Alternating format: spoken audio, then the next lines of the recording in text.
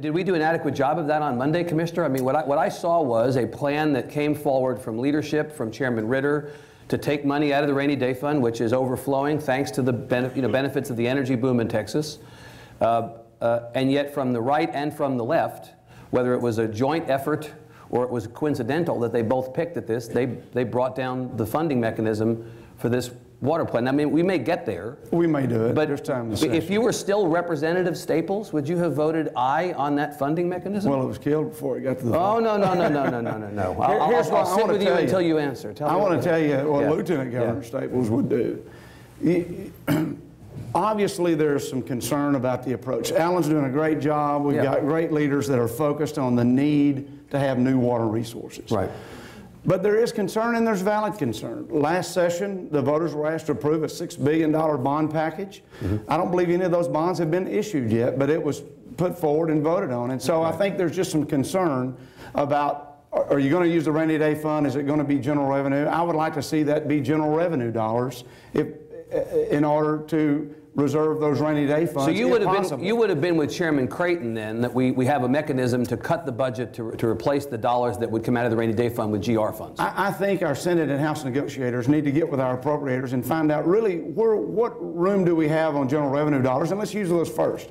If we don't have enough there, maybe it needs to be part and parcel, some general revenue and some rainy day fund. But we have a situation today where I think voters are concerned that you have money that's being set aside, and it hasn't been articulated that if this doesn't happen, if the legislature doesn't appropriate these dollars, what projects won't be funded? We need to be talking about it in real terms, that the city of Midland won't be able to do their deal, or you know, San Antonio won't be. And those are the terms that we need to be articulating that.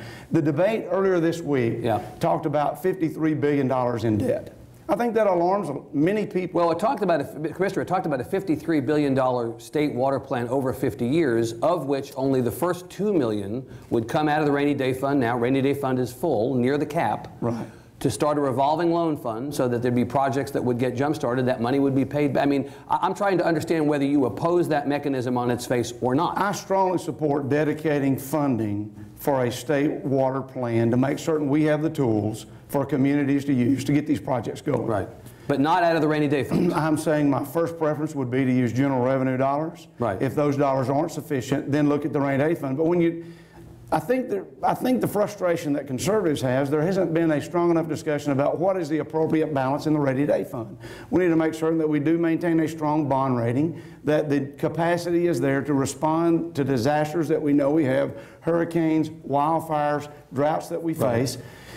And you'd get a much bigger buy-in from conservatives if on the front end those discussions were occurring in the terms that people have confidence that it would be there. So you and your governor are on opposite sides on this issue.